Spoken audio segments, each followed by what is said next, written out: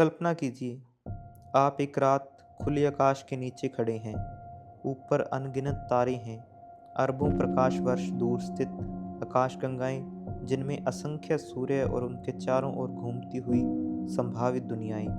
और उसी क्षण एक प्रश्न मन में उठता है, हम यहाँ क्यों हैं? मानव इतिहास वास्तव में इसी प्रश्न का इतिहास है। प्राचीन मनुष्य ने बिजली को देखा, उसने देवता बना दिए। उसने मृत्यु देखी, उसने आत्मा की कल्पना की। उसने व्यवस्था देखी, उसने किसी नियंता की परिकल्पना की। हजारों वर्षों तक मानव सभ्यता ने एक ही निष्कर्ष दोहराया, जहाँ भी डिज़ाइन है वहाँ डिज़ाइनर अवश्य होगा। यदि ये घर है तो वास्तुकार है, यदि ये घड़ी है तो घड़ी साज है, और यदि यह ब्रह्मांड है तो ईश्वर है। रिलीजन ने उत्तर दिया, मानव जीवन उद्देश्यपूर्ण है क्योंकि हमें बनाया गया है। लेकिन फिर 19वीं शताब्दी में एक व्यक्ति आया। वह कोई सम्राट नहीं था, कोई पैगंबर नहीं था, कोई क्रांतिकारी सेनापति नहीं था। वह एक प्रकृतिवादी यानी नेचुरलिस्ट था, चार्ल्स डार्विन। डार्विन ने यह दावा नहीं किया कि ईश्वर नहीं है, उसने इससे कहीं अधिक खतरनाक बात कही। उसने दिखाया कि डिज़ाइन बिना डिज़ाइनर के भी उत्पन्न हो सकता है। यही वह क्षण था जहाँ इतिहास बदल गया। और फिलोसोफर डैनियल डेनेट के अनुसार डार्विन की खोज बायोलॉजी की खोज नहीं थी, यह मानव चिंतन के पूरे ढांचे को पिघला देने वाली खोज थी। डेनेट इसे कहते हैं डार्विन्स डेंजरस आइडिया। डेंजरस क्यों? क्योंकि यदि जीवन, बुद्धि, नैतिकता, प्रेम और यहाँ तक कि हमारा मन भी एक ब्लाइंड नेचुरल प्रोसेस से उत्पन्न हुआ है, तो मानव के बारे में हमारी लगभग हर पारंपरिक धारणा बदल जाती है। तब उद्देश्य कहाँ से आया, नैतिकता कहाँ से आई, और सबसे कठिन प्रश्न, क्या हम वास्तव में विशेष हैं? इसी बौद्धिक यात्रा पर हम आज आगे बढ़ेंगे। अगर आपको ऐसी गहरी और भौतिक ऑडियो लेक्चर सीरीज पसंद करते हैं तो चैनल को सब्सक्राइब करें और इस वीडियो को लाइक करें, क्योंकि आगे जो आप सुनने जा रहे हैं वह आपके जीवन, नैतिकता और स्वयं की समझ को बदल सकता है। डार्विन को समझने के लिए पहले हमें उस दुनिया को समझना होगा जिसमें डार्विन आया। आज हमें एवोल्यूशन एक सामान्य वैज्ञानिक तथ्य लगता है, लेकिन 1859 से पहले यह केवल असामान्य ही नहीं, लगभग अकल्पनीय था। मानव सभ्यता के लगभग हर महान विचारक ने एक मूल धारणा साझा की थी, प्रकृति उद्देश्यपूर्ण है। इस विचार की जड़ें हमें एंशियंट ग्रीस में मिलती हैं, विशेष रूप से अरिस्टोटल में। अरिस्टोटल के अनुसार प्रकृति में प्रत्येक वस्तु का एक फाइनल कॉज होता है, एक अंतर्निहित उद्देश्य। बीज पेड़ बनने के लिए है, आँख देखने के लिए है, मनुष्य सोचने के लिए है। इसे कहते हैं टेलियोलॉजी। टेलियोलॉजी का अर्थ है किसी वस्तु को समझने के लिए हमें यह समझना होगा कि वह किस लिए है। ध्यान दीजिए, यह एक अत्यंत शक्तिशाली सहज ज्ञान है। जब आप एक चाकू देखते हैं, आप पूछते नहीं कि उसका इतिहास क्या है, आप तुरंत समझते हैं काटने के लिए बना है। और यही पैटर्न मनुष्य ने प्रकृति पर भी लागू कर दिया। आँख इतनी जटिल है कि वह अवश्य देखने के उद्देश्य से बनाई गई होगी। पंख उड़ने के लिए बने होंगे। हृदय रक्त को पंप करने के लिए बनाया गया होगा। यहाँ एक सूक्ष्म लेकिन निर्णायक कदम होता है, यदि पर्पज है तो प्रपोजर भी होगा। और यहीं से नेचुरल थियोलॉजी जन्म लेती है। मिडिल एजेस और एनलाइटमेंट तक आते आते यह विचार एक व्यवस्थित दार्शनिक सिद्धांत बन चुका था। प्रकृति को ईश्वर का कार्य समझा गया और बायोलॉजी को डिवाइन इंजीनियरिंग। इस विचार का सबसे प्रसिद्ध रूप हमें 18वीं शताब्दी में विलियम पेले के तर्क में मिलता है। पेले का प्रसिद्ध वॉचमेकर आर्ग्यूमेंट। कल्पना कीजिए, आप एक मैदान में चल रहे हैं और आपको एक पत्थर मिलता है। आप पूछ सकते हैं यह यहाँ कैसे आया, लेकिन आप यह भी मान सकते हैं कि यह हमेशा से यहाँ था। अब कल्पना कीजिए, आपको एक घड़ी मिलती है। घड़ी में गियर्स हैं, स्प्रिंग्स हैं, प्रिसाइज अलाइनमेंट है। आप तुरंत निष्कर्ष निकालते हैं यह संयोग नहीं हो सकता, इसे किसी ने बनाया होगा। पेले कहते हैं, मानव आँख घड़ी से अनंत गुना अधिक जटिल है, तो उसका डिज़ाइनर कितना महान होगा। यह तर्क इतना शक्तिशाली था कि डार्विन स्वयं युवा अवस्था में इससे प्रभावित थे, और यही वह बिंदु है जिसे डेनेट समझते हैं। डार्विन ने केवल एक बायोलॉजिकल थ्योरी प्रस्तुत नहीं की, उसने मानव की सबसे पुरानी बौद्धिक आदत को चुनौती दी। हमारी बुद्धि एक विशेष भ्रम से संचालित होती है। हम कॉम्प्लेक्सिटी देखते हैं और तुरंत इंटेंशन मान लेते हैं। बादलों में चेहरा दिखे, हम आकृति मान लेते हैं। घास में हलचल हो, हम प्राणी मान लेते हैं। एवोल्यूशनरी साइकोलॉजी बताती है कि यह इंस्टिंक्ट सर्वाइवल के लिए उपयोगी था। गलत अलार्म बजाना सस्ता है, लेकिन वास्तविक खतरे को अनदेखा करना घातक। इसी कारण मानव मस्तिष्क हर जगह एजेंसी देखने की प्रवृत्ति रखता है। डार्विन से पहले पूरी इंटेलेक्चुअल परंपरा इस निष्कर्ष पर आधारित थी कि डिज़ाइन इम्प्लाइज डिजाइनर। यही वह विश्वास था जिसे डार्विन ने पहली बार एक वैकल्पिक व्याख्या दी, और यहीं से इतिहास की सबसे गहरी बौद्धिक क्रांति शुरू होती है। सदियों तक यह मान लिया गया था कि यदि कहीं जटिलता है तो उसके पीछे कोई बुद्धिमान योजना अवश्य है। विलियम पेले का वॉचमेकर आर्गुमेंट उस परंपरा का चरम था, लेकिन 1859 में चार्ल्स डार्विन ने on the origin of species book प्रकाशित की और पहली बार एक ऐसा तंत्र प्रस्तुत किया जो डिज़ाइन को समझाता था बिना डिज़ाइनर को माने। यही वह क्षण है जिसे डैनियल डेनेट डेंजरस कहते हैं, क्योंकि डार्विन ने यह नहीं कहा कि प्रकृति अव्यवस्थित है, उन्होंने यह कहा कि प्रकृति व्यवस्थित है, लेकिन वह व्यवस्था एक blind non intentional mechanical process से उत्पन्न होती है। डार्विन का मूल अवलोकन अत्यंत सरल था, परंतु उसके परिणाम क्रांतिकारी थे। 3 तथ्य हैं। पहला, जीवों में वेरिएशन होता है, कोई 2 जीव बिल्कुल समान नहीं होते। दूसरा, संसाधन सीमित हैं, सभी जीव सर्वाइव और रिप्रोड्यूस नहीं कर सकते। तीसरा, कुछ वेरिएशंस सर्वाइवल में लाभ देते हैं। इन तीनों तथ्यों से एक परिणाम निकलता है, जो जीव एनवायरनमेंट के अनुकूल है उनके रिप्रोड्यूस करने की संभावना अधिक होती है, उनके गुण अगली पीढ़ी में अधिक फैलते हैं। यही है नेचुरल सिलेक्शन। यहाँ ध्यान दीजिए, कोई योजना नहीं, कोई दूरदृष्टि नहीं, कोई भविष्य उन्मुख लक्ष्य नहीं, फिर भी परिणाम ऐसा प्रतीत होता है जैसे किसी इंजीनियर ने डिज़ाइन किया हो। डेनेट इसे कहते हैं कॉम्पिटेंस विदाउट कंप्रहेंशन। प्रकृति सक्षम है, लेकिन वह समझती नहीं है। यहाँ एक गहरी दार्शनिक चुनौती उत्पन्न होती है। हमारी इंट्यूशन कहती है व्यवस्था के लिए बुद्धि चाहिए, लेकिन डार्विन दिखाते हैं व्यवस्था कर्मिक संचय से उत्पन्न हो सकती है। कल्पना कीजिए, एक साधारण सा एल्गोरिदम, रैंडम वेरिएशन उत्पन्न करें, सिलेक्शन फिल्टर लागू करें, सफल पैटर्न को रिटेन करो, प्रक्रिया दोहराओ, बस इतना ही। लेकिन यदि यह प्रक्रिया अरबों वर्षों तक चले तो क्या उत्पन्न हो सकता है?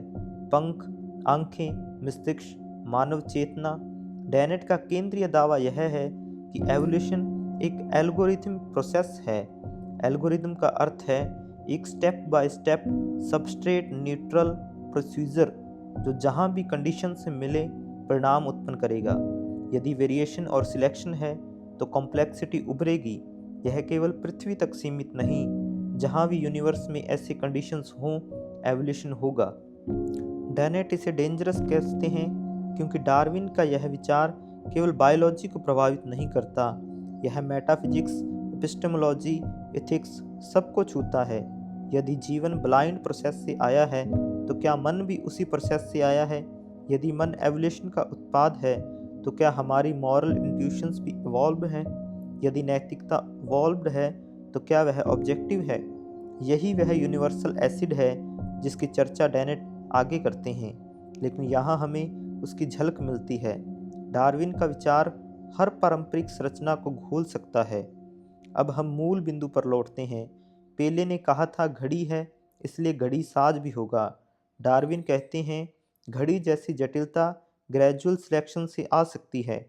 डेनेट इसे स्पष्ट करते हुए कहते हैं नेचुरल सिलेक्शन एक माइंडलेस, पर्पजलेस मैकेनिकल प्रोसेस है जो पर्पज लाइक रिजल्ट्स उत्पन्न करती है। यही क्रांति है। पहले माना जाता था कि पर्पज पहले आता है और स्ट्रक्चर बाद में।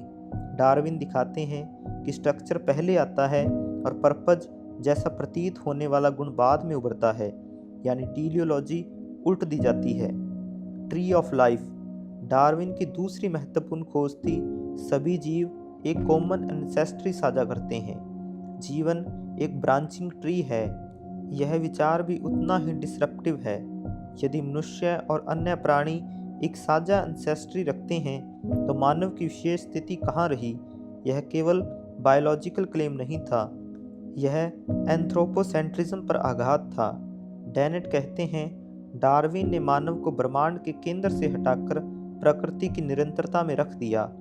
कोपरनिकस ने पृथ्वी को केंद्र से हटाया, डार्विन ने मानव को।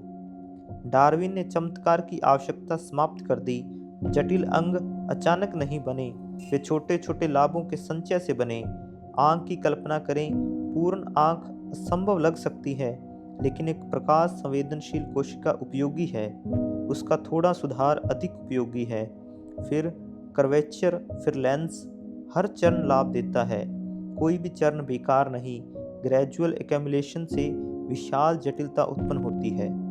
साइकोलॉजिकल शॉक डार्विन की थ्योरी का प्रभाव वैज्ञानिक से अधिक मनोवैज्ञानिक था। हम स्वयं को विशेष मानते थे। यह विचार सांत्वना देता था कि हम उद्देश्यपूर्ण रचना हैं। डार्विन ने दिखाया हम नेचुरल प्रोसेस का परिणाम हैं। डेनेट कहते हैं, यह अपमान नहीं बल्कि परिपक्वता है, मैच्योरिटी है। कोपरनिकस ने पृथ्वी को केंद्र से हटाया, डार्विन ने मानव को, लेकिन हटाकर उसने हमें महत्वहीन नहीं बनाया बल्कि समझने योग्य बनाया। डार्विनिज्म बायोलॉजी तक सीमित नहीं रहता। यदि माइंड इवॉल्व्ड है तो नॉलेज इवॉल्व है। यदि नॉलेज इवॉल्व्ड है तो बिलीफ्स भी इवॉल्व हो सकते हैं। यानी डार्विन का विचार धीरे धीरे हर बौद्धिक क्षेत्र को प्रभावित करता है। यह केवल स्पीशीज की थ्योरी नहीं है, यह अंडरस्टैंडिंग की थ्योरी है। अब डैनियल डेनेट डार्विन की थ्योरी को समझाने के लिए एक अत्यंत शक्तिशाली रूपक का उपयोग करते हैं, यूनिवर्सल एसिड। कल्पना कीजिए एक ऐसा रसायन कि जो जिस भी पदार्थ पर डाला जाए उसे घोल दे। लकड़ी, धातु, पत्थर, कुछ भी सुरक्षित नहीं। डेनेट कहते हैं, डार्विन का विचार ऐसा ही है। यह केवल बायोलॉजी की दीवारों के भीतर सीमित नहीं रहता, यह metaphysics, epistemology, ethics, theology, psychology सबको छूता है। और यही कारण है कि यह डेंजरस है। यूनिवर्सल एसिड का अर्थ, डार्विन ने यह नहीं कहा कि स्पीशीज बदलती है, यह तो कई विचारकों ने पहले भी कहा था।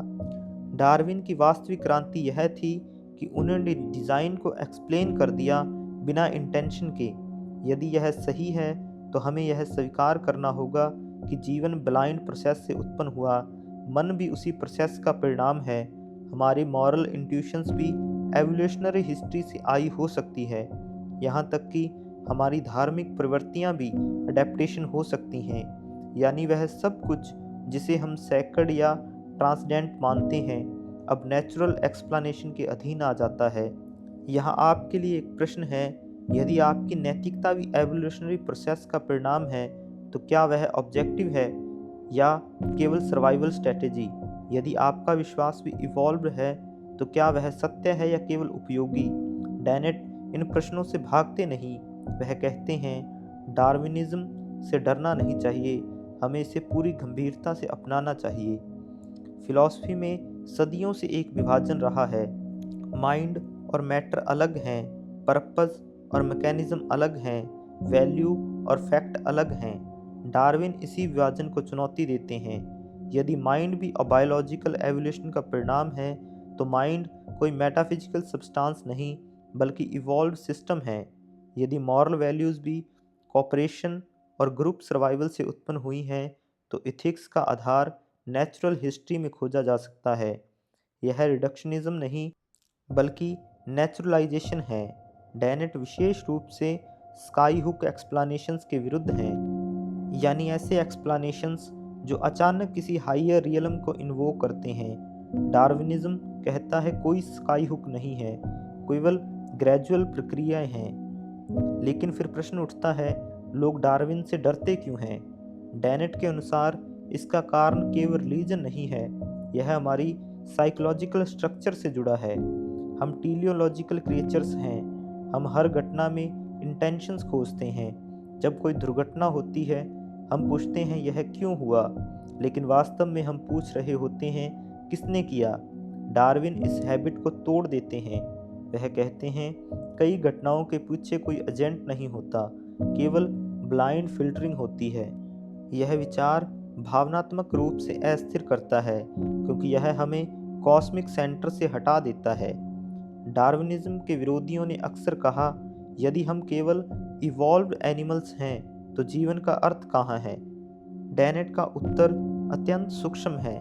वह कहते हैं डार्विनिज्म मीनिंग को नष्ट नहीं करता, वह मीनिंग की उत्पत्ति को एक्सप्लेन करता है। मीनिंग कोई डिवाइन इंजेक्शन नहीं है, यह एवोल्यूशनरी प्रोसेस से इमर्ज हुआ गुण है। जैसे टेम्परेचर मॉलिक्यूल्स की गति से इमर्ज होता है, वैसे ही पर्पज और वैल्यू इवॉल्व माइंड से इमर्ज होते हैं। यहाँ एक थॉट एक्सपेरिमेंट करते हैं। कल्पना कीजिए एक यूनिवर्स जिसमें केवल रॉक्स हैं, चट्टानें हैं, कोई जीव नहीं, कोई माइंड नहीं। क्या वहाँ पर्पज है? नहीं। जब जीवन उत्पन्न होता है, जीव सर्वाइवल और रिप्रोडक्शन के लिए प्रयास करते हैं। यहाँ पहली बार गोल डायरेक्टेड बिहेवियर उभरता है। यह गोल एक्सटर्नल डिजाइनर से नहीं आया, यह नेचुरल सिलेक्शन का परिणाम है। गोलनेस इज एन इवॉल्व प्रॉपर्टी। यही डेनेट का रेडिकल इंसाइट है। यूनिवर्सल एसिड और रिलीजन। रिलीजन ट्रेडिशनली दावा करता है कि मनुष्य डिवाइन प्लान का हिस्सा है। डार्विनिज्म कहते हैं कि मनुष्य नेचुरल प्रोसेस का हिस्सा है। यहाँ संघर्ष अपरिहार्य प्रतीत होता है। लेकिन डेनेट कहते हैं डार्विनिज्म रिलीजन को नष्ट नहीं करता, वह रिलीजन को नेचुरल फिनोमेना के रूप में समझने का अवसर देता है। रिलीजियस बिलीफ भी मेम की तरह इवॉल्व हो सकता है। यह सर्वाइवल एडवांटेज दे सकता है, group question, moral discipline, identity. इसका अर्थ ये नहीं कि रिलीजन फॉल्स है, इसका अर्थ है कि उसका ओरिजिन नेचुरल एक्सप्लेनेशन से समझा जा सकता है। डेनेट का लक्ष्य केवल डार्विन का बचाव करना नहीं है, वह फिलॉसफी को डार्विनियन बनाना चाहते हैं। इसका अर्थ है कॉन्शियसनेस को इवॉल्व फिनोमिना के रूप में देखना, फ्री विल को कंपैटिबिलिस्टिक फ्रेमवर्क के रूप में समझना, इथिक्स को बायोलॉजिकल रूट्स के साथ इंटीग्रेट करना, कल्चर को एक्सटेंडेड इवोल्यूशन के रूप में देखना। डार्विनिज्म कोई आइसोलेटेड बायोलॉजिकल थ्योरी नहीं है, यह एक मेटा थ्योरी है, एक फ्रेमवर्क जो अन्य डिसिप्लिन्स को रीऑर्गेनाइज करता है। इसलिए डेनेट इसे यूनिवर्सल एसिड कहते हैं। यह केमिस्ट्री नहीं बदलता, यह कंटेनर को बदल देता है। अब एक गहरा प्रश्न, यदि डार्विन का एसिड सब कुछ घोल देता है तो क्या कोई सॉलिड ग्राउंड बचता है? डेनेट का उत्तर है हाँ, और वह है नेचुरलिज्म। हमारे पास अब सुपर नेचुरल एक्सप्लेनेशन की आवश्यकता नहीं, लेकिन हमारे पास वंडर कम नहीं हुआ बल्कि बढ़ गया, क्योंकि अब हम जानते हैं यह सारी जटिलता किसी एक क्षण की चमत्कारी रचना नहीं बल्कि अरबों वर्षों की कर्मिक प्रक्रिया का परिणाम है। यह अधिक गहरी, अधिक विनम्र करने वाली सुंदरता है। डार्विन्स डेंजरस आइडिया केवल एक साइंटिफिक हाइपोथेसिस नहीं है, यह एक कॉग्निटिव रेवोल्यूशन है। अब हम डैनियल डेनेट की किताब के सबसे प्रसिद्ध और केंद्रीय भेद पर आते हैं, स्काई हुक्स और क्रेन्स। डेनेट इस डिस्टिंक्शन का उपयोग एक गहरी बौद्धिक आदत को उजागर करने के लिए करते हैं। जब भी हम किसी जटिल घटना को देखते हैं, हम अक्सर उसकी व्याख्या ऐसे करते हैं जैसे उसे किसी उच्च स्तर की बुद्धि ने सीधे स्थापित कर दिया हो। यानी हम एक्सप्लेनेशन खोजते नहीं, हम उसे ऊपर टांग देते हैं। स्काई हुक क्या है? स्काई हुक एक रूपक है। कल्पना कीजिए आकाश से एक हुक नीचे लटका हुआ है और उस पर एक जटिल संरचना टिकी हुई है, लेकिन वह किसी आधार पर नहीं खड़ी, वह हवा में टंगी है। डेनेट के अनुसार स्काई हुक एक्सप्लेनेशन वह है जिसमें हम किसी फिनोमिना को समझाने के लिए अचानक किसी हायर, मिस्टीरियस या सुपरनैचुरल कारण को इन्वोक कर लेते हैं।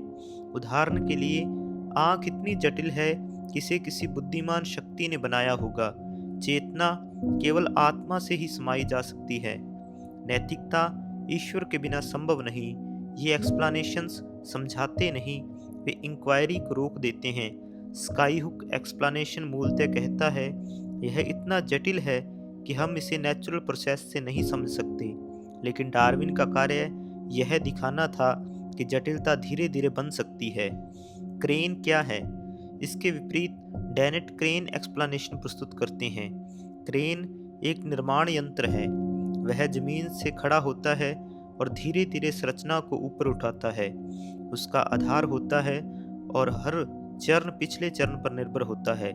Crane explanation step by step explanation है। यह कहता है छोटा परिवर्तन, चयन, संचय, पुनरावृत्ति और लंबे समय में जटिलता उत्पन्न होती है। नेचुरल सिलेक्शन एक क्रेन है। यह किसी परफेक्ट अंग को अचानक प्रकट नहीं करता। यह छोटे छोटे लाभों को प्रिजर्व करता है। डार्विन के आलोचकों ने कहा था आंख इतनी जटिल है कि वह ग्रेजुअल एवोल्यूशन से नहीं बन सकती। डेनेट और मॉडर्न एवोल्यूशनरी बायोलॉजी दिखाते हैं कि आंख के इंटरमीडिएट स्टेज मौजूद हैं। प्रकाश संवेदनशील कोशिका, अवसादित कप, पिनहोल आई, सिंपल लेंस, कॉम्प्लेक्स आंख। हर चरण अपने आप में उपयोगी है। कोई भी चरण आधा बना नहीं। यही क्रेन लॉजिक है। हमारा मस्तिष्क अक्सर पूछता है पूरी आंख कैसे बनी, लेकिन सही प्रश्न है पहला छोटा लाभ कैसे बना। डार्विनिज्म मैक्रो कॉम्प्लेक्सिटी को माइक्रो स्टेप्स से समझता है। डेनेट विशेष रूप से इंटेलिजेंट डिज़ाइन पर प्रतिक्रिया देते हैं। इंटेलिजेंट डिज़ाइन कहता है कुछ बायोलॉजिकल सिस्टम्स इररिड्यूसिबली कॉम्प्लेक्स हैं, इसलिए उन्हें नेचुरल प्रोसेस से नहीं समझाया जा सकता। डेनेट का उत्तर है यह इग्नोरेंस का आर्ग्यूमेंट है। जब हम किसी प्रक्रिया को अभी नहीं समझते, हम डिज़ाइनर मान लेते हैं, लेकिन हिस्ट्री दिखाती है कि ऐसे लगभग हर उदाहरण को बाद में नेचुरल एक्सप्लेनेशन मिल गया। लाइटनिंग को पहले देवता, अब इलेक्ट्रिसिटी, डिजीज को पहले कर्स, अब पैथागॉन, जटिलता को पहले डिजाइनर, अब एवोल्यूशन। स्काई हुक बार बार पीछे हटता है क्योंकि क्रेन धीरे धीरे एक्सप्लेनेशन देता जाता है। अब एक महत्वपूर्ण दार्शनिक बिंदु, डेनेट रिडक्शनिज्म को पूरी तरह अस्वीकार नहीं करते, लेकिन वह ग्रीडी रिडक्शनिज्म की आलोचना करते हैं। रिडक्शनिज्म जटिल चीजों को उनके कंपोनेंट से समझना। ग्रीडी रिडक्शनिज्म अत्यधिक जल्दी, अपर्याप्त स्तर पर एक्सप्लेनेशन देने की कोशिश। उदाहरण के लिए कहना कि संगीत केवल मॉलिक्यूल्स है तकनीकी रूप से सही है, लेकिन एक्सप्लेनेशन नहीं। संगीत को समझने के लिए pattern, rhythm, perception, higher level structure चाहिए। डेनेट का दृष्टिकोण है नीचे के स्तर की एक्सप्लेनेशन आवश्यक है, लेकिन उच्च स्तर के पैटर्न्स भी वास्तविक हैं। एवोल्यूशनरी एक्सप्लेनेशन दोनों को जोड़ता है। क्रेन्स की श्रृंखला। डार्विन का नेचुरल सिलेक्शन पहला क्रेन नहीं, बल्कि सबसे महत्वपूर्ण क्रेन है। इसके ऊपर अन्य क्रेन्स बनते हैं। Genetic replication, multicellular organization, nervous system, brain, language, culture. हर स्तर पिछले स्तर पर आधारित है। किसी भी स्तर पर स्काई हुक की आवश्यकता नहीं। यहाँ आपके लिए एक प्रश्न है, यदि हर जटिलता स्टेप बाय स्टेप बन सकती है, तो क्या हमें किसी अंतिम एक्सप्लेनेटरी स्टॉपर की आवश्यकता है? डेनेट का उत्तर है नहीं। अब समझते हैं स्काई हुक आकर्षक लगते हैं क्योंकि वे तेज हैं। क्रेन पेशेंस मांगता है, लाखों वर्षों की प्रक्रिया। स्काई हुक तुरंत उत्तर देता है। मानव मन कॉग्निटिव शॉर्टकट्स पसंद करता है, लेकिन साइंस शॉर्टकट को स्वीकार नहीं करती। डार्विनिज्म हमें एक असुविधाजनक लेकिन शक्तिशाली आदत सिखाता है, धीमी व्याख्या को स्वीकार करना। टीलियोलॉजी का पुनर्निर्माण। यहाँ एक सूक्ष्म बात है, डार्विन टीलियोलॉजी को पूरी तरह नष्ट नहीं करते, वह उसे पुनः परिभाषित करते हैं। पहले कहा जाता था पंख उड़ने के लिए बनाए गए, अब हम कहते हैं पंख उड़ान में सहायक होने के कारण चयनित हुए। पर्पस अब कॉज नहीं परिणाम है। यही डार्विनिज्म टीलियोलॉजी है। स्काई हुक एक्सप्लेनेशंस मानव को विशेष बनाते हैं, लेकिन उन्हें समझने से रोकते हैं। क्रेन एक्सप्लेनेशंस मानव को प्राकृतिक बनाते हैं, लेकिन उसे समझाने योग्य बनाते हैं। डेनेट का दावा है डार्विन ने हमें छोटा नहीं किया, बल्कि पहली बार हमें वास्तव में समझने योग्य बनाया। अब डैनियल डेनेट हमें इससे भी गहरे विचार तक ले जाते हैं। वह कहते हैं, एवोल्यूशन केवल ऑर्गेनिज्म को बदल नहीं रहा, वह एक विशाल संभावनाओं के क्षेत्र में सर्च कर रहा है। और इस क्षेत्र को डेनेट कहते हैं डिज़ाइन स्पेस। डिज़ाइन स्पेस क्या है? कल्पना कीजिए एक अनंत पुस्तकालय या लाइब्रेरी। उसमें हर संभव मशीन का नक्शा रखा है, हर प्रकार का पंख, हर प्रकार की आंख, हर प्रकार का मस्तिष्क, हर प्रकार का जीव। उनमें से अधिकांश डिजाइन्स बेकार हैं, कुछ कामचलाऊ हैं, बहुत कम उत्कृष्ट हैं। नेचर इस लाइब्रेरी को जानती नहीं, लेकिन वह उसमें खोज करती है। कैसे? रैंडम वेरिएशन और नेचुरल सिलेक्शन। यही एवोल्यूशन का सर्च एल्गोरिदम है। कोई इंजीनियर पहले ब्लूप्रिंट बनाता है, फिर मशीन बनती है। एवोल्यूशन उल्टा काम करता है, पहले वेरिएशन बनता है, फिर सिलेक्शन डिसाइड करता है कि क्या टिकेगा। अब एक महत्वपूर्ण प्रश्न, जीव इतने जटिल क्यों हैं? यदि एवोल्यूशन ब्लाइंड है तो इतने सूक्ष्म और फंक्शनल स्ट्रक्चर्स कैसे बनते हैं? डेनेट कहते हैं, क्योंकि सिलेक्शन क्यूमुलेटिव है। एक छोटा लाभ भी प्रिजर्व होता है और लाखों पीढ़ियों में छोटे लाभ मिलकर विशाल जटिलता बनाते हैं। उदाहरण के लिए, पक्षी का पंख उड़ान के लिए परफेक्ट नहीं बना।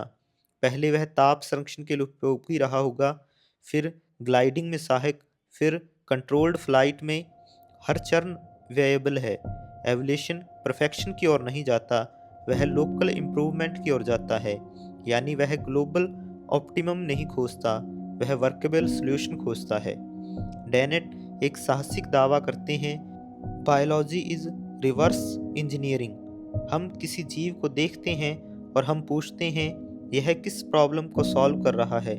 हड्डियाँ, लोड बियरिंग स्ट्रक्चर, फेफड़े, गैस एक्सचेंज सिस्टम, मस्तिष्क, इंफॉर्मेशन प्रोसेसिंग सिस्टम। यह इंटेंशनल इंजीनियरिंग नहीं है, लेकिन परिणाम इंजीनियरिंग जैसा है। यहाँ आपके लिए एक प्रश्न, यदि कोई मशीन इतनी कुशलता से काम करती हो कि इंजीनियर की तरह लगे, क्या इसका अर्थ है कि इंजीनियर था? डार्विनिज्म कहता है नहीं। फंक्शनल ऑर्गेनाइजेशन डिजाइनर का प्रमाण नहीं है, सिलेक्शन का परिणाम भी हो सकता है।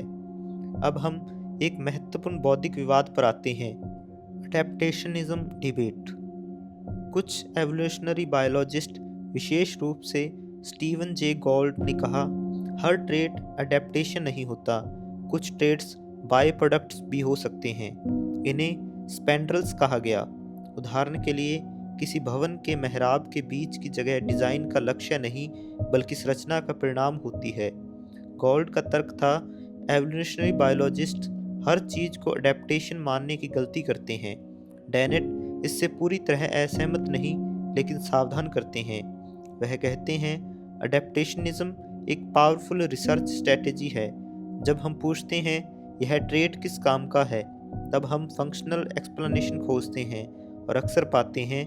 डेनेट के अनुसार अडेप्टेशन हाइपोथेसिस को जल्दी रिजेक्ट नहीं करना चाहिए, क्योंकि नेचुरल सिलेक्शन वास्तव में डिजाइन उत्पन्न करता है। अब हम उस मूल भ्रम को समझते हैं जिसने सदियों तक थियोलॉजी को मजबूत किया।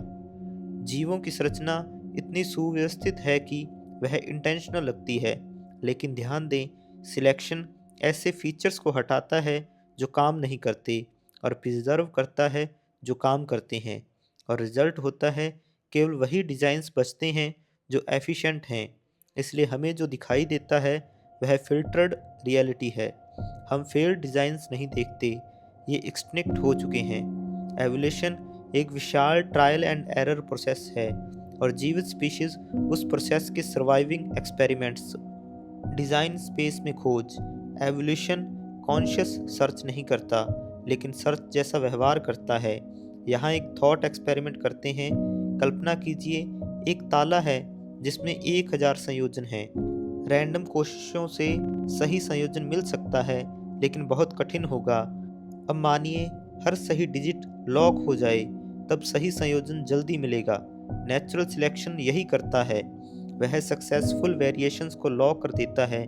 इसलिए एवोल्यूशन प्योरली रैंडम नहीं है। वेरिएशन रैंडम है, लेकिन सिलेक्शन नॉन रैंडम है। यह पूरी थ्योरी का केंद्रीय बिंदु है। यदि डिजाइनर होता तो ऑर्गेनिजम्स परफेक्ट होते, लेकिन वे नहीं हैं। मानव रीढ़ की समस्याएं आंख का ब्लाइंड स्पॉट, अप्रभावी नर्व्स की वायरिंग, ये सब हिस्टोरिकल कंस्ट्रेंट्स दिखाते हैं। एवोल्यूशन इंजीनियर नहीं, टिंकरर है, यानी मरम्मत करने वाला है। वह नए डिजाइन्स शून्य से नहीं बनाता, वह पुराने पार्ट्स को मॉडिफाई करता है। यही कारण है कि बायोलॉजिकल सिस्टम्स ऑप्टिमल नहीं, वर्केबल होते हैं, और पैराडॉक्सिकली यही इम्परफेक्शंस एवोल्यूशन का प्रमाण बनते हैं। डिज़ाइन स्पेस का विचार एक गहरी दार्शनिक बात बताता है। कॉम्प्लेक्सिटी एक्सप्लेन करने के लिए इंटेलिजेंस आवश्यक नहीं, सफिशिएंट टाइम और सिलेक्शन पर्याप्त है। डेनेट का दावा है, नेचुरल सिलेक्शन यूनिवर्स में ऑर्डर उत्पन्न करने वाला सबसे शक्तिशाली ज्ञात मैकेनिज्म है। डैनियल डेनेट कहते हैं, डार्विन की थ्योरी केवल बायोलॉजी पर लागू नहीं होती, यह इंफॉर्मेशन पर भी लागू होती है। और यहीं से एक नया कंसेप्ट आता है, मीम।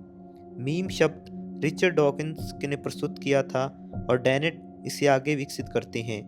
जीन क्या करता है? वह स्वयं की प्रतिलिपि बनाता है और पॉपुलेशन में फैलता है। मीम भी यही करता है, लेकिन बायोलॉजिकल नहीं, इंफॉर्मेशनल स्तर पर।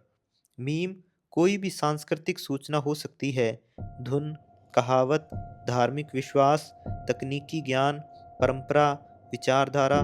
जब एक मन दूसरे मन को प्रभावित करता है तो एक इंफॉर्मेशनल पैटर्न रेप्लिकेट होता है, यही मीम है। अब एक गहरी बात समझिए, एवोल्यूशन के लिए 3 चीज़ें चाहिए, वेरिएशन, रेप्लिकेशन, सिलेक्शन। जीन्स में ये तीनों मौजूद हैं, लेकिन कल्चर में भी मौजूद हैं। लोग अलग अलग विचार उत्पन्न करते हैं, यानी वेरिएशन। वे दूसरों को सिखाते हैं, यानी रेप्लिकेशन। कुछ विचार फैलते हैं, कुछ मर जाते हैं, यानी सिलेक्शन। यानी कल्चर भी इवॉल्व करता है। यह बायोलॉजिकल एवोल्यूशन से कहीं तेज है। जहाँ जीन्स को बदलने में हजारों वर्ष लगते हैं, वहाँ एक विचार कुछ वर्षों में पूरी दुनिया में फैल सकता है। ह्यूमन ब्रेन एक मीम मशीन है। डेनेट का साहसिक दावा है, मानव मस्तिष्क केवल सोचने की मशीन नहीं, यह एक मीम होस्ट है। हम केवल विचारों के निर्माता नहीं, हम विचारों के वाहक भी हैं। जब आप भाषा सीखते हैं, आप केवल शब्द नहीं सीखते, आप एक कल्चरल सिस्टम को अपने मस्तिष्क में स्थापित करते हैं। आपका धर्म, आपकी नैतिकता, आपकी पहचान, इनमें से बहुत कुछ मेमेटिक इनहेरिटेंस का परिणाम है। आप अपने जीन्स अपने माता पिता से लेते हैं, लेकिन आप अपने मीम्स समाज से लेते हैं। लैंग्वेज एवोल्यूशन, भाषा एक उत्कृष्ट उदाहरण है। किसी एक व्यक्ति ने पूरी भाषा नहीं बनाई, यह हजारों पीढ़ियों में धीरे धीरे विकसित हुई। व्याकरण के नियम किसी सभा में तय नहीं हुए, ये स्टेबलाइज हुए क्योंकि वे कम्युनिकेशन के लिए उपयोगी थे। जो भाषाई पैटर्न एफिशिएंट थे वे टिके, जो नहीं थे वे गायब हुए। यह नेचुरल सिलेक्शन का ही एक रूप है, लेकिन बायोलॉजिकल नहीं, informational. Religion as meme system, Dennett यहाँ एक अत्यंत संवेदनशील लेकिन दार्शनिक रूप से महत्वपूर्ण दावा करते हैं। धर्म को केवल सत्य या असत्य के रूप में न देखें, उसे एक मेमेटिक सिस्टम के रूप में देखा जा सकता है। धार्मिक विचार क्यों टिकते हैं? क्योंकि वे साइकोलॉजिकल और सोशल एडवांटेज दे सकते हैं। सामूहिक एकजुटता, moral discipline, identity formation, existential comfort. इसका अर्थ ये नहीं कि रिलीजन केवल इल्यूजन है, इसका अर्थ है कि उसका प्रसार एवोल्यूशनरी डायनेमिक्स से समझा जा सकता है। कुछ मीम्स मानव के लिए लाभकारी होते हैं, कुछ मीम केवल स्वयं के प्रसार के लिए सफल होते हैं। डेनेट यहाँ एक चुनौतीपूर्ण प्रश्न उठाते हैं, क्या सभी लोकप्रिय विचार सत्य होते हैं, या कुछ केवल इसलिए टिके हैं क्योंकि वे प्रभावी रूप से फैलते हैं। अब हम मनुष्य के व्यवहार को देखते हैं। हम सहयोग क्यों करते हैं? हम प्रतिष्ठा क्यों चाहते हैं? हम कहानियाँ क्यों बनाते हैं? एवोल्यूशनरी साइकोलॉजी का उत्तर है क्योंकि ये ट्रेड्स सर्वाइवल और रिप्रोडक्शन में सहायक थे।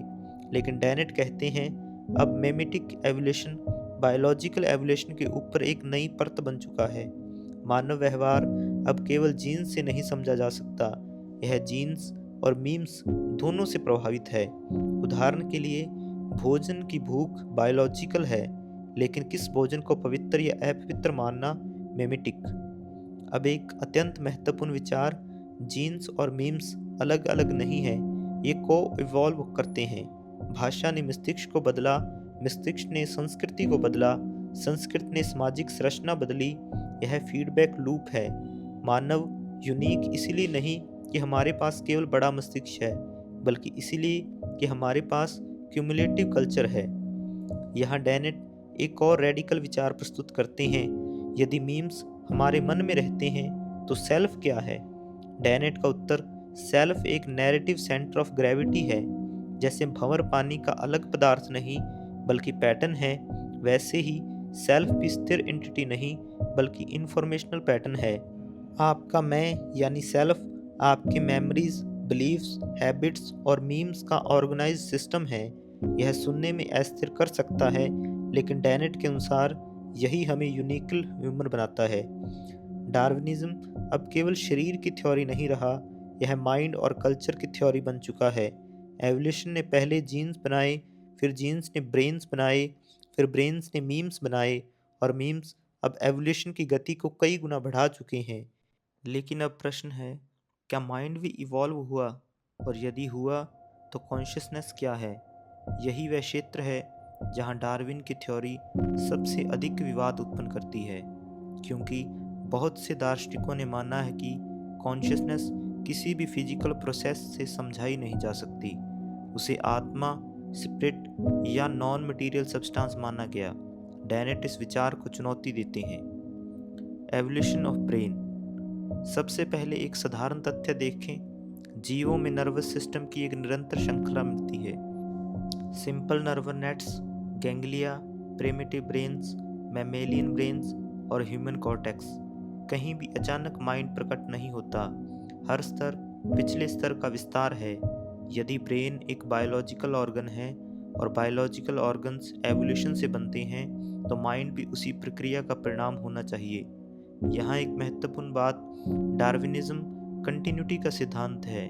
यह मानव और पशु के बीच एक गहरी खाई को स्वीकार नहीं करता, यह ग्रेजुअल डिफरेंस को स्वीकार करता है। यानी ह्यूमन माइंड पूरी तरह अलग प्रकार की वस्तु नहीं, बल्कि अधिक जटिल संस्करण है। डेनेट एक महत्वपूर्ण विचार का समर्थन करते हैं, mind as information processing system. मस्तिष्क न्यूरॉन्स का बना है, लेकिन न्यूरॉन्स केवल इलेक्ट्रिकल सिग्नल्स भेजते हैं। फिर थॉट्स कैसे उत्पन्न होते हैं? डेनेट कहते हैं, जैसे कंप्यूटर हार्डवेयर केवल सर्किट्स हैं, लेकिन सॉफ्टवेयर पैटर्न उत्पन्न करता है, वैसे ही ब्रेन फिजिकल है, लेकिन माइंड इंफॉर्मेशनल प्रोसेस है।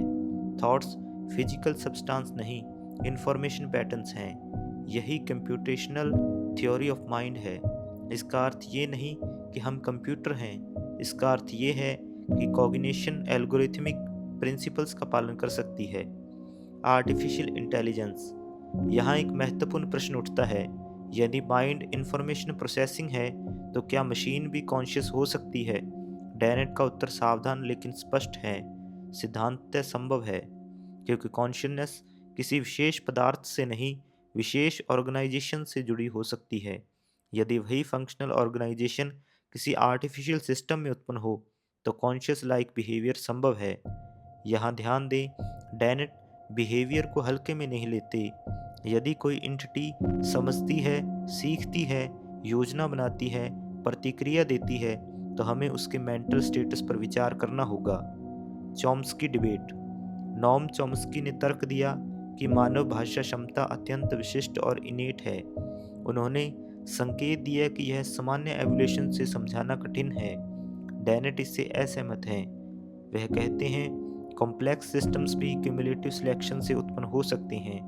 भाषा कोई अचानक डिवाइन गिफ्ट नहीं, यह कॉग्निटिव कैपेसिटीज का ग्रेजुअल विस्तार है। लैंग्वेज एक मेमेटिक सिस्टम है जिसने ब्रेन को रीशेप किया। कई फिलोसफर्स कहते हैं, भले ही हम ब्रेन प्रोसेसेस समझ लें, लेकिन सब्जेक्टिव एक्सपीरियंस क्विला को कैसे समझाएं? लाल रंग का अनुभव, दर्द की अनुभूति, ये केवल न्यूरॉन्स फायरिंग नहीं है। डेनेट इस हार्ड प्रॉब्लम को चुनौती देते हैं। वे कहते हैं, समस्या ये है कि हम कॉन्शियसनेस को गलत तरीके से कल्पना करते हैं। हम मानते हैं कि माइंड के अंदर एक इनर थिएटर है, जहाँ एक ऑब्जर्वर बैठा है और अनुभव देख रहा है। डेनेट इसे कहते हैं कार्टेशियन थिएटर। लेकिन यदि भीतर कोई ऑब्जर्वर है तो उसके भीतर एक ऑब्जर्वर चाहिए। और यह इन्फिनाइट रिग्रेस बन जाता है। डेनेट का प्रस्ताव, कॉन्शियसनेस कोई एक स्थान या सब्सटेंस नहीं, यह पैरेलल प्रोसेसेस का ऑर्गेनाइज्ड एक्टिविटी है। आपको एक यूनिफाइड एक्सपीरियंस इसीलिए लगता है क्योंकि ब्रेन लगातार इंफॉर्मेशन इंटीग्रेट करता है, यानी कॉन्शियसनेस एक प्रोसेस है, एंटिटी नहीं। अब हम डार्विन के सबसे गहरे प्रभाव तक पहुंचते हैं। नेचुरल सिलेक्शन ब्लाइंड है।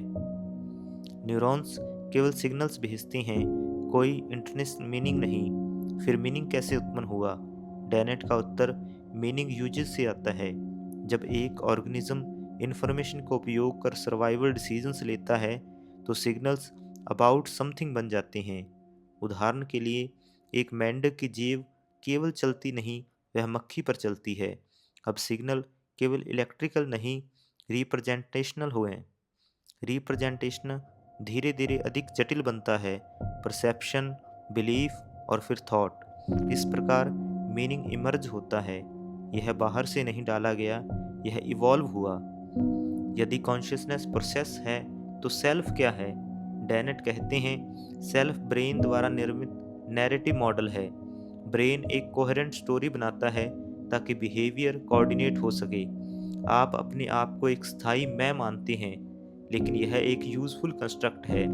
यह इल्यूजन नहीं, फंक्शनल रियलिटी है। अर्थात डार्विन की थ्योरी केवल स्पीशीज को एक्सप्लेन नहीं करती, उसने माइंड को एक्सप्लेन करने का फ्रेमवर्क दिया। पहले कहा जाता था माइंड कोई स्पेशल क्रिएशन है, अब कहा जाता है माइंड इवॉल्व्ड इंफॉर्मेशन सिस्टम है। यह मानव इतिहास की सबसे गहरी बौद्धिक शिफ्ट्स में से एक है। अब हम उस प्रश्न पर पहुंचते हैं जिसने डार्विन के समय से लेकर आज तक सबसे अधिक असुविधा उत्पन्न की है। यदि मानव एक एवोल्यूशनरी प्रोसेस का परिणाम है, यदि हमारा मन, व्यवहार और सामाजिक प्रवृत्तियां नेचुरल सिलेक्शन से विकसित हुई, तो एक कठिन प्रश्न सामने आता है, क्या नैतिकता भी इवॉल्व है? और यदि हाँ, तो क्या अच्छा और बुरा केवल सर्वाइवल स्ट्रेटजीज हैं? बहुत से आलोचकों ने डार्विनिज्म पर यही आरोप लगाया, यदि नैतिकता बायोलॉजी से आई है तो मॉरलिटी ऑब्जेक्टिव नहीं रहेगी, सब कुछ रिलेटिव हो जाएगा। डैनियल डेनेट इस चुनौती से बचते नहीं, वह इसे सीधे स्वीकार करते हैं और फिर उसका विश्लेषण करते हैं। एवोल्यूशनरी इथिक्स की शुरुआत सबसे पहले हम एक साधारण अवलोकन करें। मानव अकेले नहीं जीता, हम सामाजिक प्राणी हैं, हम सहयोग करते हैं, हम वचन निभाते हैं, हम धोखा देने वालों को दंडित करते हैं, हम सहानुभूति अनुभव करते हैं। ये व्यवहार केवल फिलोसफिकल आदर्श नहीं, ये बायोलॉजिकल पैटर्न्स भी हैं। एवोल्यूशनरी बायोलॉजी दिखाती है कि कॉपरेशन सर्वाइवल में सहायक हो सकता है। यह पैराडॉक्स लगता है, यदि evolution survival of the fittest है तो अल्ट्रुइज्म क्यों मौजूद है? यहाँ एक महत्वपूर्ण सिद्धांत आता है, रेसिप्रोकल अल्ट्रुइज्म। यदि दो जीव बार बार इंटरेक्ट करते हैं तो सहयोग दीर्घकालिक लाभ दे सकता है। आप आज किसी की मदद करते हैं, वह कल आपकी मदद करता है। गेम थ्योरी में इसे इटरेटेड प्रिजनर्स डायलेमा से समझाया जाता है। डेनेट कहते हैं नेचुरल सिलेक्शन केवल कंपटीशन नहीं बनाता, वह कॉपरेशन भी बना सकता है, क्योंकि ग्रुप्स जिनमें सहयोग अधिक है वे अधिक सफल हो सकते हैं। यानी नैतिकता सुपरनैचुरल आदेश नहीं, सोशल स्ट्रेटेजी भी हो सकती है। हॉब्स से डार्विन तक। थॉमस हॉब्स ने कहा था नेचुरल स्टेट में जीवन नेस्टी, ब्रूटिश एंड शॉर्ट होगा, इसलिए समाज और नियम आवश्यक हैं। डार्विनिज्म दृष्टि इसमें थोड़ा भिन्न है। एवोल्यूशन दिखाता है कि सोशल इंस्टिंक्ट्स पहले से मौजूद हो सकते हैं। सहानुभूति, अटैचमेंट, पेरेंटल केयर ये बायोलॉजिकल रूट्स रखते हैं। यानी मॉरलिटी केवल लॉ से उत्पन्न नहीं, वह नेचर में भी बीज रूप में मौजूद है। फ्रेडरिक नीशे ने मॉरलिटी को हर्ड इंस्टिंक्ट कहा था, एक सामाजिक निर्माण जो कमजोरों की रक्षा करता है। डेनेट नीशे की आलोचना को गंभीरता से लेते हैं। वे कहते हैं हाँ, नैतिकता सामाजिक रूप से विकसित हुई है, लेकिन इससे वह भ्रम नहीं बन जाती। भाषा भी इवॉल्व है, लेकिन उसका अर्थ वास्तविकता है। वैसे ही मॉरल सिस्टम्स इवॉल्व हो सकते हैं, फिर भी वे मीनिंगफुल और आवश्यक रह सकते हैं। सोशियोबायोलॉजी का दावा है कि कई सामाजिक व्यवहार एवोल्यूशनरी ऑरिजिन रखते हैं। Parental love, jealousy, fairness, reputation seeking. हम न्याय क्यों चाहते हैं? क्योंकि स्टेबल कॉपरेशन के लिए ट्रस्ट आवश्यक है। हम धोखा देने वालों को क्यों दंडित करते हैं? क्योंकि अन्यथा कॉपरेशन कोलैप्स हो जाएगा। यानी मॉरल इमोशंस केवल कल्चरल टीचिंग नहीं, ये अडेप्टिव डिस्पोजिशंस भी हैं। डेनेट यहाँ एक महत्वपूर्ण डिस्टिंक्शन करते हैं। इवॉल्व का अर्थ मीनिंगलेस नहीं। कई लोग सोचते हैं यदि नैतिकता ईश्वर से नहीं आई तो वह आर्बिट्री है। डेनेट कहते हैं यह फॉल्स डिलेमा है। नैतिकता डिवाइन कमांड नहीं, लेकिन रैशनल रिफ्लेक्शन और सोशल एवोल्यूशन का परिणाम हो सकती है। हम सफरिंग को बुरा क्यों मानते हैं? क्योंकि कॉन्शियस बीइंग्स के वेल बीइंग का महत्व है। यह महत्व किसी मेटाफिजिकल आदेश से नहीं, अनुभव और रीजन से समझा जा सकता है। इसे कहते हैं नेचुरलाइज्ड इथिक्स। Moral progress.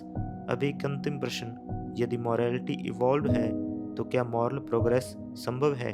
डेनेट का उत्तर है हाँ, क्योंकि मीम्स इवॉल्व होते हैं। समाज ने दास्ता को कभी स्वीकार किया था, आज अधिकांश समाज इसे गलत मानते हैं। यह परिवर्तन रेवोल्यूशनल से नहीं, रिफ्लेक्शन, डिबेट और कल्चरल एवोल्यूशन से आया। यानी एवोल्यूशन केवल बायोलॉजी में नहीं, एथिक्स में भी जारी है। गॉड के बिना नैतिकता। यहाँ सबसे संवेदनशील प्रश्न आता है, क्या मॉरलिटी के लिए गॉड आवश्यक है?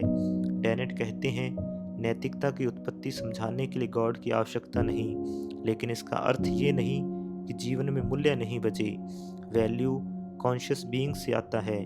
जहाँ अनुभव है वहाँ सफरिंग और वेल बीइंग का महत्व है। इसलिए मॉरल कंसर्न नेचुरलिस्टिकली ग्राउंडेड हो सकता है। डार्विनिज्म मॉरलिटी को नष्ट नहीं करता, वह उसे मानव अनुभव में स्थापित करता है। नैतिकता ऊपर से दी गई आज्ञा नहीं, बल्कि नीचे से उभरा हुआ सामाजिक मानसिक ढांचा है। यह विचार अनसेटलिंग लग सकता है, लेकिन डेनेट के अनुसार यह हमें अधिक जिम्मेदार बनाता है। अब हम अपने नैतिक संसार के निर्माता भी हैं। अब हम उस क्षेत्र में प्रवेश करते हैं जहां डार्विन की थ्योरी का प्रभाव सबसे अधिक स्पष्ट और भावनात्मक हो जाता है। रिलीजन यानी धर्म। डार्विन से पहले धर्म और प्रकृति व्याख्या अलग अलग विषय नहीं थे। प्रकृति स्वयं ईश्वर के अस्तित्व का प्रमाण मानी जाती थी। पेड़ों की संरचना, आग की जटिलता, ऋतुओं का क्रम, इन सबको डिवाइन इंटेंशन का संकेत समझा जाता था। लेकिन डार्विन ने एक वैकल्पिक एक्सप्लेनेशन दे दिया, और यह केवल एक वैज्ञानिक प्रतिस्पर्धा नहीं थी, यह अथॉरिटी की प्रतिस्पर्धा बन गई। डेनेट के अनुसार मुख्य कारण डॉक्ट्रिनल नहीं, साइकोलॉजिकल है। रिलीजन मनुष्य को 3 प्रकार की आश्वस्ति देता है। कॉस्मिक पर्पज कि हम किसी योजना का हिस्सा हैं। दूसरा है मॉरल सर्टेनिटी, सही और गलत स्पष्ट हैं। तीसरा है एग्जिस्टेंशियल कंफर्ट, मृत्यु अंतिम नहीं। डार्विनिज्म इन तीनों को पुनर्विचार के अधीन रखता है। यदि स्पीशीज नेचुरल प्रोसेस से उत्पन्न हुई तो मनुष्य विशेष रचना नहीं। यदि मन इवॉल्व है तो धार्मिक अनुभव भी नेचुरल एक्सप्लेनेशन पा सकता है। इसलिए विरोध केवल थियोलॉजी नहीं, ह्यूमन सेल्फ इमेज का है। Creationism versus evolution. क्रिएशनिज्म कहता है जीवन अचानक और पूर्ण रूप से उत्पन्न हुआ। एवोल्यूशन कहता है जीवन ग्रेजुअल परिवर्तन का परिणाम है। यहाँ एक महत्वपूर्ण बात, यह विवाद अक्सर साइंस वर्सेस रिलीजन के रूप में प्रस्तुत किया जाता है, लेकिन डेनेट इसे अलग तरह से देखते हैं। वे कहते हैं डार्विनिज्म रिलीजियस बिलीफ को सीधे नकारने का प्रयास नहीं करता, वह नेचुरल एक्सप्लेनेशन को पर्याप्त बनाता है। जब किसी घटना के लिए नेचुरल एक्सप्लेनेशन पर्याप्त हो तो सुपर नेचुरल एक्सप्लेनेशन आवश्यक नहीं रहता है। यानी कॉन्फ्लिक्ट बिलीफ से अधिक मेथड का है। रिलीजियस बिलीफ का नेचुरल एक्सप्लेनेशन। डेनेट एक साहसी प्रस्ताव रखते हैं, धार्मिक विश्वास को केवल थियोलॉजी से नहीं, कॉग्निटिव साइंस और मैमेटिक्स से समझाया जा सकता है। मानव मस्तिष्क एजेंसी डिक्टेशन में अत्यधिक संवेदनशील है। यह सर्वाइवल के लिए उपयोगी था। जंगल में आवाज़ सुनकर शायद हवा है मानना जोखिम भरा था, शायद कोई जीव है मानना सुरक्षित था।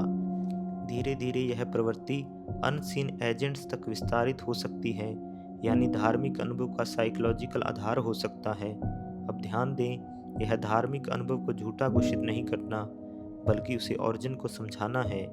Psychological comfort versus truth. Dennett एक कठिन प्रश्न उठाते हैं, क्या हम किसी विश्वास को इसीलिए स्वीकार करते हैं क्योंकि वह सत्य है, या इसीलिए क्योंकि वह संभावना देता है? मानव इतिहास में कई विश्वास कंफर्टिंग रहे, लेकिन बाद में असत्य सिद्ध हुए।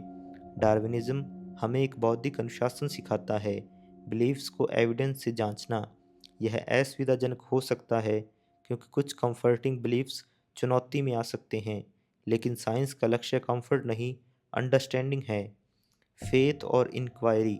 डेनेट फेथ के दो रूपों में भेद करते हैं, belief without evidence, trust based on understanding. पहला इंक्वायरी को रोक सकता है, दूसरा इंक्वायरी को प्रेरित कर सकता है।